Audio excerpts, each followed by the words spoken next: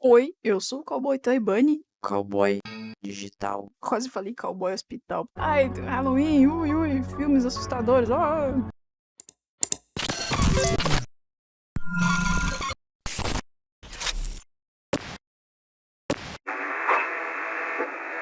Esse vídeo aqui vai ser um apelo pela minha sanidade mental e também uma lista de grandes indicações e desindicações. Eu vou tentar fazer esse vídeo sem roteiro, vamos ver o que vai sair.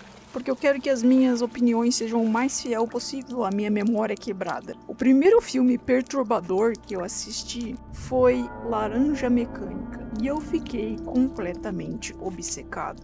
Você pode pensar, Laranja Mecânica não é tão foda assim, tipo, comparado a Saló e Serbian Film. Mas eu tinha 12 anos.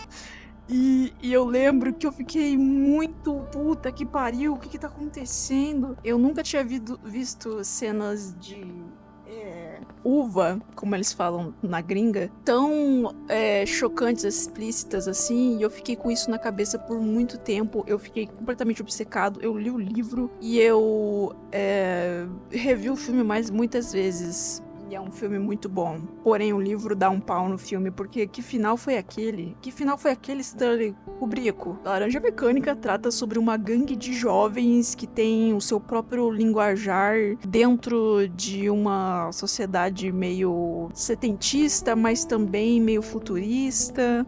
E você meio que não pega muito bem que ele é futurista se você não tiver o contexto do livro. Mas enfim, a gente acompanha o Alex e ele é todo grandioso, maluco, fudido da cabeça. Depois ele passa por um tipo de cirurgia correcional e ele vira uma pessoa completamente diferente. E agora, hoje em dia, me entendendo como assexual, essa cena fala diferente comigo. Enfim, foi chocante e anos mais tarde eu fiz uma apresentação na faculdade de arte sobre esse filme e eu fui fantasiado de Alex, porque lógico que eu fiz isso.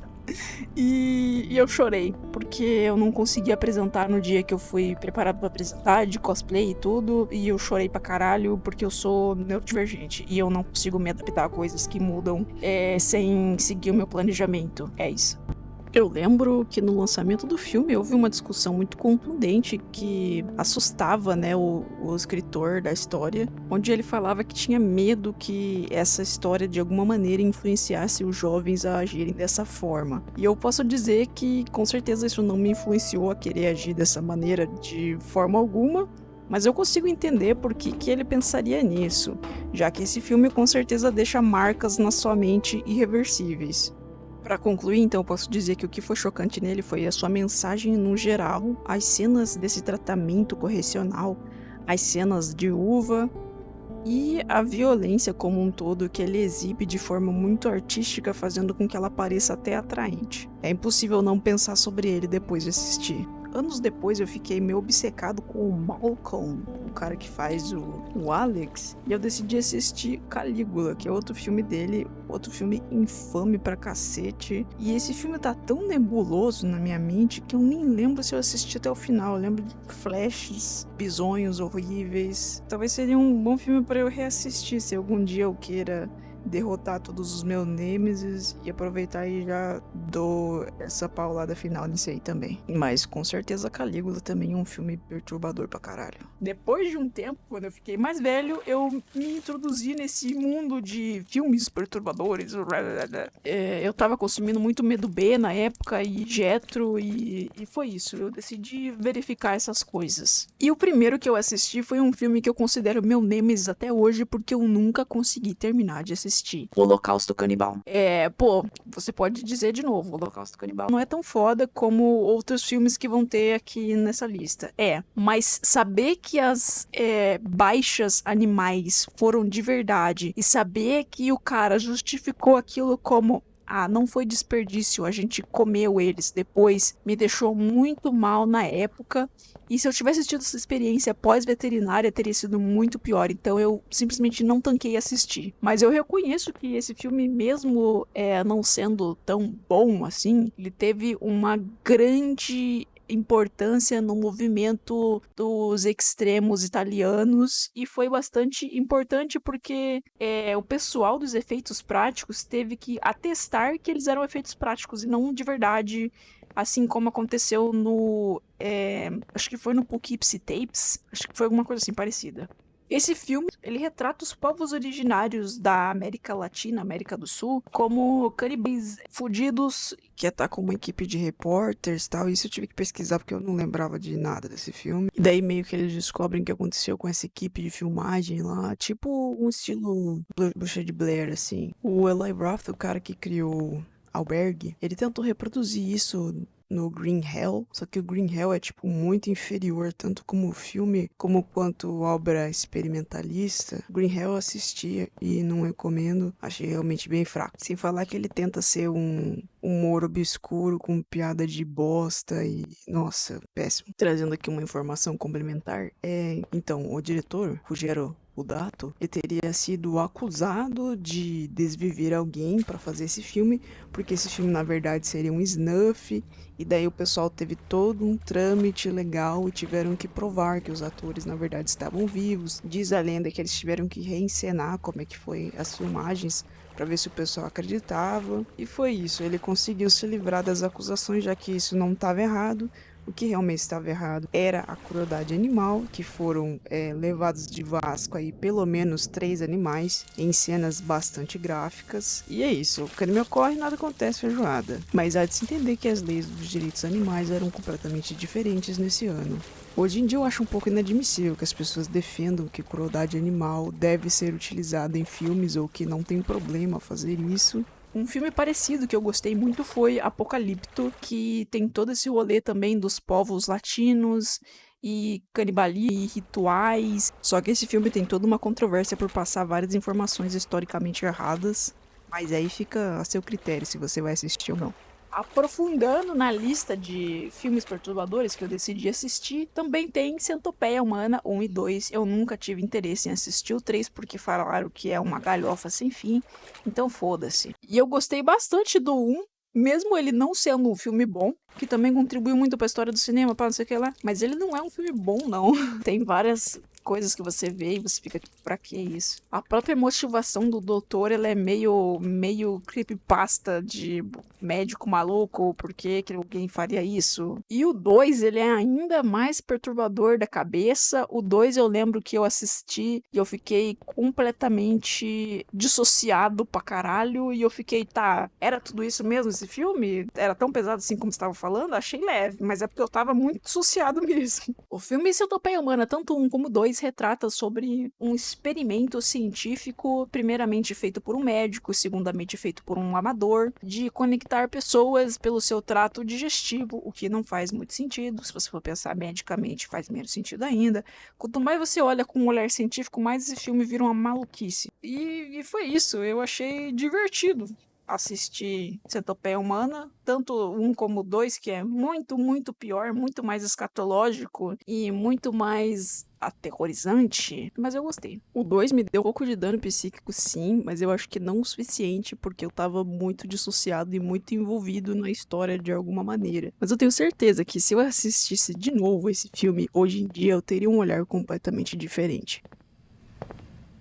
E falando em escatologia, eu assisti Saló 120 Dias de Sodoma, que também é um filme que, porra, não só assisti como eu tenho a cópia física do DVD. Não sei por que eu tenho isso, não é nenhum orgulho. Saló é um filme que tenta trazer uma crítica por baixo dessa roupagem de filme muito perturbador. Meu Deus, como o cinema pode ser agressivo. Olha, ele trata sobre um grupo italiano que teria uma pegada assim meio bigodista, só que não é, só que também não é, é mais sobre a elite que come os pobres literalmente. Ele tem toda uma proposta artística de representar os círculos do inferno. E um é sobre eita bicho, outro é sobre bosta, e o último é sobre Vasco. As vítimas, né, são criaturas muito jovens e você fica meio anestesiado também nesse filme. Eu não sei porquê. Eu acho engraçado a cena deles comendo bosta, devo dizer, porque depois que eu descobri que era geleia de laranja, pra mim ficou uma cena engraçada só. Um monte de adultos fingindo que estão comendo merda pra ganhar dinheiro. Enfim,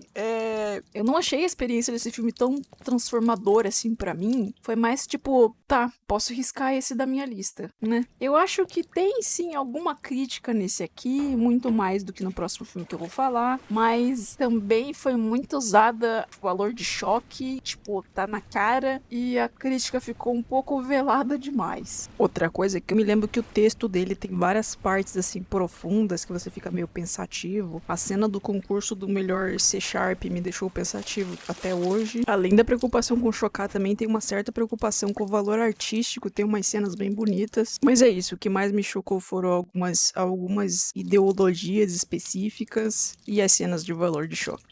Então chegamos ao temido Serbian Film. Eu me lembro de bastante cenas de Serbian Film, porque eu me obriguei a assistir várias vezes. Quase não consegui assistir essa bosta, então agora eu vou me obrigar a ver várias vezes pra ver se eu me dessensibilizo. Eu não recomendo isso a ninguém, isso foi uma ideia muito idiota, porque não é legal ser dessensibilizado, não é legal você ser frio e calculista. É legal sentir coisas, é legal você experienciar coisas intensas. Quando você perceber isso, talvez já seja um pouco tarde. Talvez você já esteja desensibilizado demais. E vai ser difícil resgatar a sua humanidade, mas sempre dá pra tentar, né? Enfim, me perdi um pouco. Serbian Film é sobre um homem que trabalha na indústria do gente boa e ele consegue um papel bem estranho porque a Sérvia tá quebrada, ele precisa de dinheiro, porque ele tem uma família, não sei o que lá. E nesse filme ele passa por uma coisa horrível, que é ficar a maior parte do tempo dopado e fazendo o que mandam, até que ele chega no ápice da maior atrocidade que alguém poderia fazer, e ele fica sem reação, e é horrível assistir isso. Mano, eu me lembro vividamente, como se fosse ontem, um personagem falando, né, acho que era o diretor do filme, repetindo a frase newborn porn, newborn porn. Isso me assombra até os dias de hoje. Então, pra mim, o maior problema desse filme é que ele tem uma parte meio surreal, então uma experiência violenta sensorialmente e com imagens muito cruas, né, para esse lado de e tal, tudo nesse âmbito de eita bicho. O final ele pesa muito, todo mundo fala, né, sobre como o final é estilhaçante. Parece que o cara simplesmente sentou e pensou, qual é a pior coisa que eu posso fazer pra fechar esse filme? Eu não sei se eu me arrependo de ter feito isso, né, de ter visto várias vezes pra me desensibilizar, mas eu com certeza não recomendo pra ninguém. O filme eu só recomendo se você quiser riscar ele da sua lista. Entendo que alguém queira ver ele por causa disso, porque foi exatamente o que eu fiz. E é lógico que eu preciso dizer que tem piores. Esse filme ele é só mais infame que os outros da lista, mas não é o pior com certeza. Subconscious Cruelty. Esse é outro filme que eu não consegui terminar de ver, porque eu tenho uma irmã. Tem uma passagem nesse filme que é um cara sobre a irmã dele e eu simplesmente não tanquei. Eu me senti muito, muito profundamente mal, porque eu pensei, caralho, tem gente que realmente vê as irmãs dessa forma. E é lógico que isso tem a ver com família Lannister. E falaram que essa passagem pelos vídeos que eu vi, né, sobre esse filme, essa passagem é uma das mais leves que tem, mas eu acho que pra mim ela foi a mais pesada porque era isso, porque era uma coisa relacionável pra mim. E eu nunca terminei de ver, então eu considero esse também um nêmesis pra mim. Subconscious Cruelty é tipo um filme, é tipo um filme meio episódico sobre várias merdas que acontecem, não tem muita correlação. Ele tenta passar uma mensagem mais artística do que política. E ele tá nessas listas de filmes perturbadores. E dá até pra gente inferir pelo nome que trata-se sobre pensamentos mais profanos e profundos. É sobre deixar o pensamento intrusivo vencer, só que do pior jeito possível. Ele também tem umas alegorias cristãs, assim, que eu não entendi muito bem, porque eu não assisti. Mas com certeza o pouco que eu assisti já deixou uma marca profunda. E sempre que alguém me pergunta qual foi o filme mais absurdo que você já viu, esse é um dos que primeiro vem à minha mente. Perfect Blue é um filme que tá, tipo, nos pódios de melhores filmes de animação que existem. É do Satoshi Kon, um cara que também é muito foda. E esse filme, ele teria inspirado, né, o Aronofsky a fazer o Cisne Negro. Dá pra ver que tem alguns quadros parecidos, a mensagem também é parecida. Eu fiquei completamente obcecado pelo reflexo da Mima. E eu acho que aquele homem lá, o vilão, ele é uma das criaturas mais perversamente já desenhadas, tipo, tipo, ele me passa uma sensação de unsettling, puta que pariu. O filme, então, é sobre uma atriz, uma estrela, né, uma Pearl da vida que tá decadente, e ela acaba aceitando um trabalho meio questionável, acaba traumatizando ela, mudando a sua vida, tudo que há em volta dela, ela começa a viver numa realidade paralela para fugir disso, só que nem sempre o escapismo é uma coisa boa, né, às vezes a gente escapa pra um lugar ainda pior. Esse filme, ao contrário de muitos dessa lista, ele foi muito bom, foi transformador pra mim porque eu comecei a ver algumas coisas diferentes sobre como a sua visão distorcida da autoimagem pode ser horrível. E eu pensei muito sobre isso pra fazer a minha creepypasta da Hatsune Miku. Dá pra se dizer então que ele choca por vários motivos, tanto pela sua genialidade como pelas ideias que ele traz sobre autoimagem e a cena gigantesca, super longa de abuso. Outro filme de anime que eu já comentei num vídeo aqui do canal, que tem um roteiro muito bom, mas o vídeo não é tão bom assim, porque eu tava no começo, Midori Shoujo. Fiquei um tempão pensando, pô, eu tenho que ver, eu tenho que ler o mangá, eu tenho que ler o mangá, eu tenho que ler o mangá. E quando eu finalmente li o mangá, foi como se eu tivesse puxado um band-aid, assim. Eu falei, porra, não foi tão ruim assim, graças a Deus. E eu fiquei muito intrigado no quanto a história de Midori Shoujo é deprimente pra cacete. Porque, novamente, é uma coisa que pra mim é relacionável de alguma maneira, não sei. Midori Shoujo ou Shoujo Tsubaki conta a história de uma garota que fica desamparada e acaba indo morar em um freak show, onde as pessoas que estão vivendo nessas condições lá são muito, muito ruins com ela. Fiquei pensando, nossa, em algum lugar tem uma garota que tá sendo tratada assim, tipo, muito horrível e ninguém nunca vai saber, ninguém nunca vai ajudar ela, igual o que aconteceu com a Midori. Isso me deixa bad pra caralho. E eu acho que é aí que tá a beleza de Shoujo Tsubaki, se é que tem algum, que ele é uma obra completamente deprimente e você sai de lá tristonho pra cacete. Ele também tem um grande valor cultural e artístico, que eu falei no meu vídeo. Eu falei muito nesse vídeo, é um puta deep dive. Só que o vídeo tá meio ruinzinho e não teve o alcance correto, e eu fiquei me sentindo muito mal. No fim das contas, Midori Shoujo teve uma grande importância artística na sua época, e hoje em dia é visto como um anime cult e chocante. Visualmente, a obra é muito interessante, os painéis são muito visuais e a história ela é só deprimente mesmo.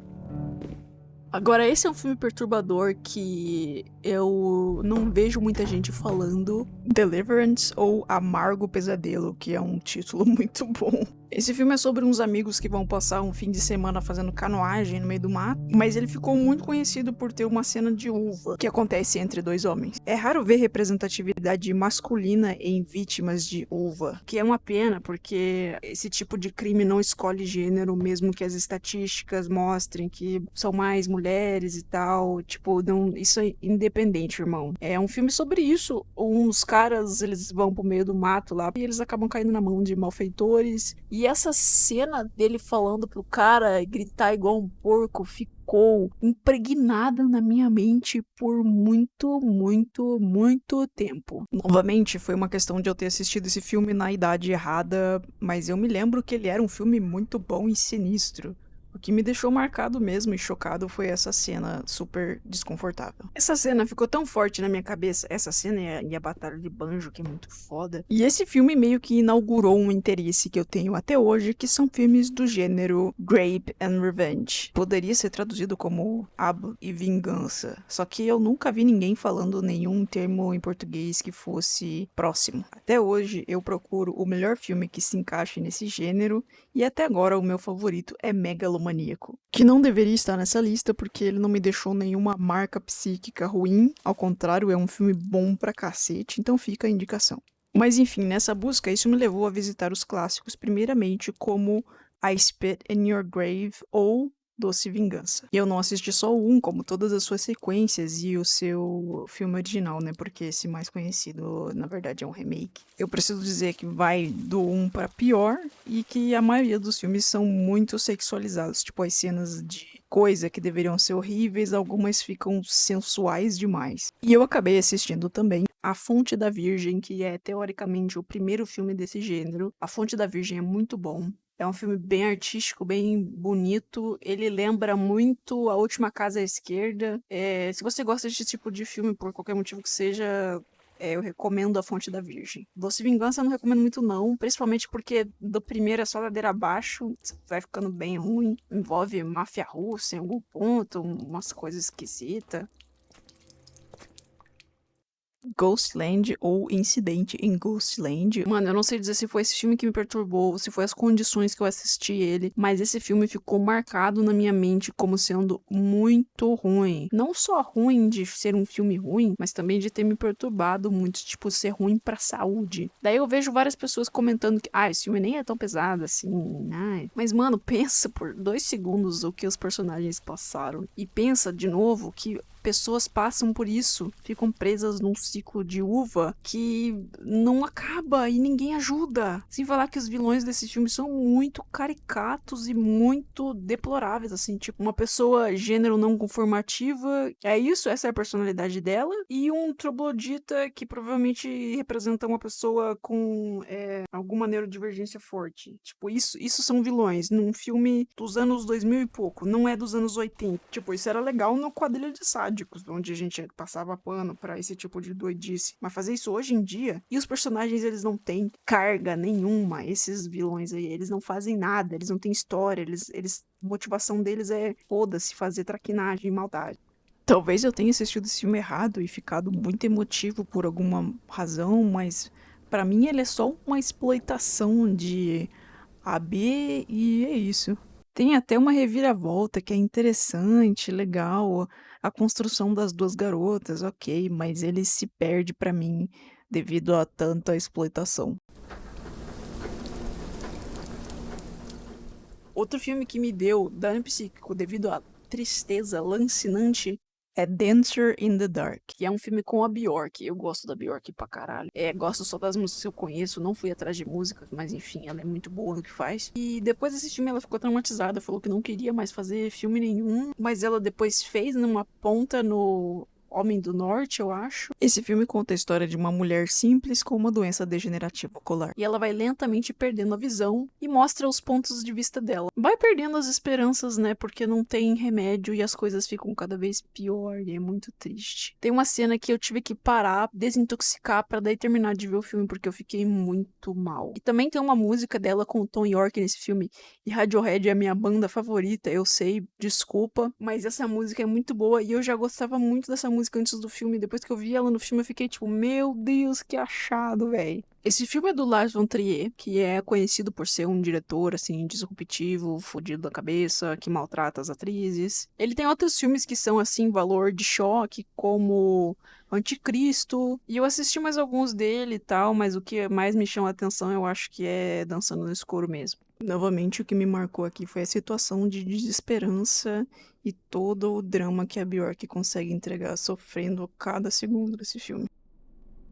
Agora citando um filme que é menos obscuro e mais drama, o filme The Green Mile, ou A Espera de um Milagre. Eu assisti esse filme do nada, no meio de uma viagem em que eu tava me sentindo muito estranho e eu não podia voltar pra casa, porque eu não queria perder o dinheiro da viagem, mas eu vi ele num momento assim que eu tava precisando muito de esperança e de seguir em frente, e esse filme só me afundou mais. Então acho que ele ficou marcado na minha mente por causa disso, mas com certeza me deu dano psíquico, porque é um filme muito lindo, só que ele também é muito pessimista, que acontecem injustiças assim que a gente não pode fazer nada. Pessoas que são fáceis de enganar, elas ficam à mercê de muita ruindade, mano. E ele é do Stephen King, né? Eu já fui fanboy do Stephen King algum tempo atrás e daí parei, porque... Mas aí refleti sobre aquele bagulho do It, a Coisa lá, aquela cena, todo mundo sabe qual é. Eu não cheguei a ler It, a Coisa, mas eu li muitos livros do King. Sou obcecado por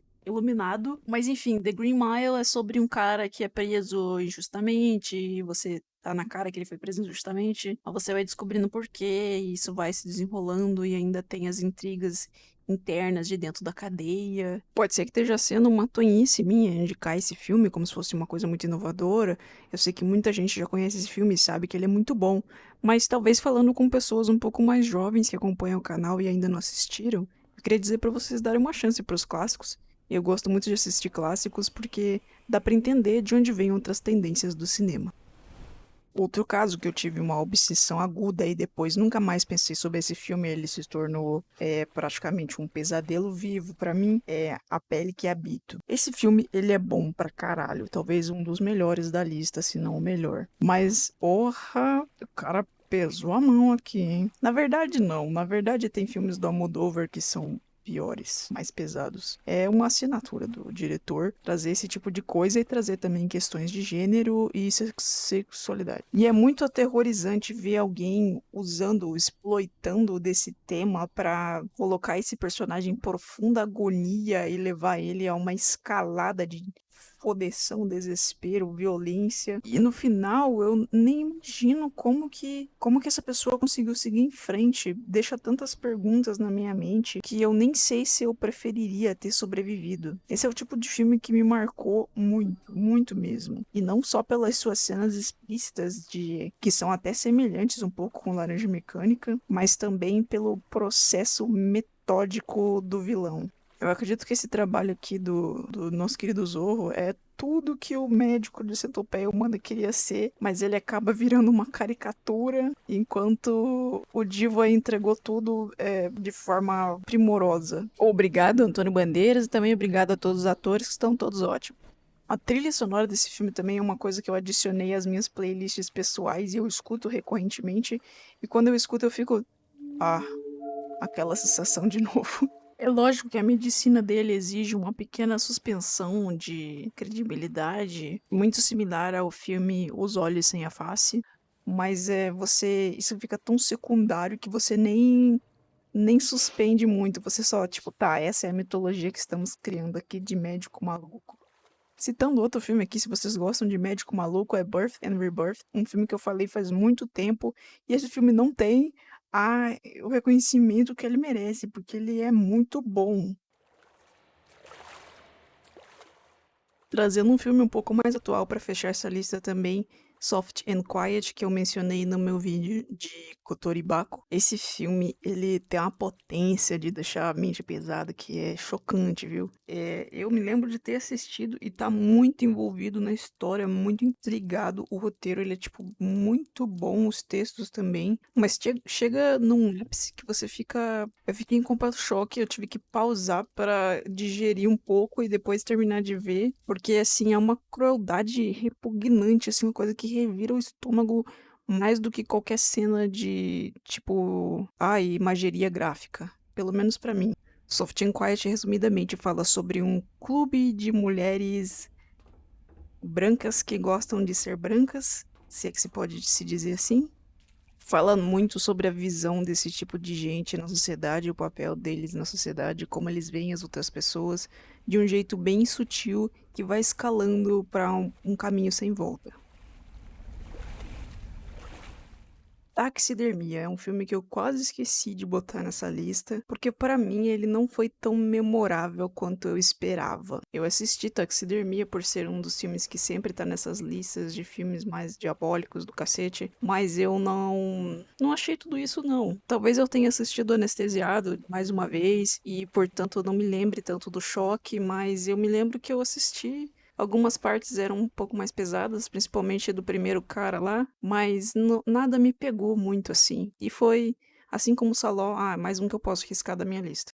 Taxidermia é um filme meio episódico que de alguma forma conecta vários integrantes de uma família, falando muito sobre trauma geracional e como essas pessoas estranhas e peculiares acabam herdando coisas umas nas outras. Esse filme, a parte chocante dele é a imageria, que às vezes até extrapola e vai um pouco pro ridículo. E ele aposta bastante no body horror e uma coisa um pouco mais visceral. Mas eu repito que pra mim não foi tão pesado assim. E falando do Taxidermia, tem um filme muito parecido, eu acho, com o conceito, que se chama Peles. Eu não colocaria esse filme nessa lista, mas eu vou mencionar porque ele quase sempre tá nessas listas de filmes escabrosos e tal. Tem uma parte conceitual muito boa em Peles, eu acho que ele levanta umas discussões muito legais. A parte do garoto sereio, pra mim, é uma grande alegoria pra várias coisas. Mas é um filme mais experimental, com um valor de choque quase beira o humor de tão pastelão que ele é. E eu não achei tão pesado assim se você for ver sozinho. Se você for ver em família, daí é uma foda mesmo. Esse filme, ele tenta tenta explorar várias situações meio episódicas também, de pessoas que têm problemas com a sua conformação física, às vezes problemas meio realistas, às vezes problemas completamente esdrúxulos, e é por aí. Tem uma fotografia até interessante, assim como Taxidermia, que tem algumas cenas bem bonitas. A Garota da Casa ao Lado. Pra fechar com chave de merda, não sei como que eu achei, acho que eu fui ver o filme da história da Sylvia Likens, esqueci o nome do filme, mas tá aí. E daí apareceu esse filme pra mim como sugestão e puta que pariu, se Arrependimento matasse, eu já tinha... nossa, que filme horrível, que filme horrível. A sensação que eu tive é que pegaram esse filme da Sylvia Likens, que é um caso real, um crime americano, tiraram tudo que tinha de informação e peso e drama e deixaram só o choque, só em cenas de torrada. E eu lembro que eu falei, não, eu vou me forçar a ver até o final, eu vou ver até o final. Vai que acontece alguma mensagem doida que aparece do nada. Não rolou. Foi só uma grande perda de tempo. Fiquei triste, foi triste. A fotografia é medíocre, não tem nenhum personagem interessante, o filme é mais do mesmo e eu descobri durante a edição desse vídeo que esse filme, na verdade, não é inspirado no outro filme que eu falei, mas sim num livro que foi inspirado no caso da Sylvia Likens, que é um dos maiores casos de maus-tratos infantil dos Estados Unidos. É um caso muito interessante, embora muito, muito triste. Outro filme que me deixou mausaço é Requiem para um Sonho. Eu fui assistir esse filme por únicos dois motivos, que era o Jared Leto e a Jennifer Connelly, uma das mulheres mais lindas do mundo. Teve uma época que eu fui obcecado, hypado pelo Jared Leto, agora eu não suporto mais esse homem na minha frente. Longa história do que aconteceu, mas é porque ele fez um Coringa muito ruim e agora eu não suporto mais ele. Mas nesse filme ele tá bom. Esse filme também é mais um filme sobre ter um olhar muito deprimente, sobre pessoas se afundando cada vez mais e ninguém faz nada, crime ocorre feijoada. Esse filme é sobre vícios e como os vícios levam as pessoas a lugares que elas jamais iriam se não fosse por essa razão. E ele conta isso em várias esferas, né, com pessoas diferentes e o que acontece com cada uma delas, dando foco aqui no personagem da Jennifer Connelly, que puta que pariu. É uma cena, inclusive, que eu me lembrei dela quando eu assisti Perfect Blue. Então dá pra você ter uma ideia do que é. Também teve algumas pessoas comentando sobre como isso lembrava um pouco a vibe de A Substância, que é um filme novo. Eu fiz um shorts comentando sobre. O final do filme parece tipo uma coletânea onde todos os personagens pegaram o pior final possível. Ele traz uma grande mensagem de desesperança novamente e como você é o seu maior inimigo. E essas foram as minhas indicações e desindicações voltadas para esses filmes que deixam cicatrizes. Eu também gostaria de levantar uma pauta aqui que eu acho que daria outro vídeo, que é o filme Martyrs. Eu assisti esse filme na versão francesa, não original, 2 vezes já, e eu sinto que eu não entendo esse filme. Tipo, eu entendi o filme, tá? Mas eu não entendo o hype, e talvez eu pudesse entender melhor se eu fizesse um vídeo sobre. Vocês gostariam de um vídeo sobre? Tipo, comparando o francês com o americano e talvez falando minhas ideias sobre, porque eu sinto que falta alguma coisa pra mim que todo mundo tá vendo. Eu tenho uma sériezinha no Shorts falando sobre todos os filmes que eu estou assistindo ultimamente. Se vocês quiserem dar uma olhada, já tem mais de 10, eu acho. E eu tô animado porque o YouTube agora vai atualizar e os Shorts vão poder ser um pouquinho maiores, então com certeza eu vou continuar essa série. E eu ficaria muito feliz se vocês me indicassem filmes para assistir e comentar nela, onde eu posso tirar um print do comentáriozinho de vocês e criar uma corrente assim de interação. Seria muito legal. Outra coisa é que, obviamente, esses não foram todos os filmes perturbadores que eu já assisti, tem outras, mas que por algum motivo eu esqueci ou não me chamaram a atenção pra fazer parte dessa lista. Mas eu tenho certeza que os principais estão por aqui e deixem nos comentários se vocês já assistiram algum, se vocês têm experiência com algum deles e se vocês vão assistir algum nesse Halloween. Quem chegou nesse ponto, comenta locadora e tchau.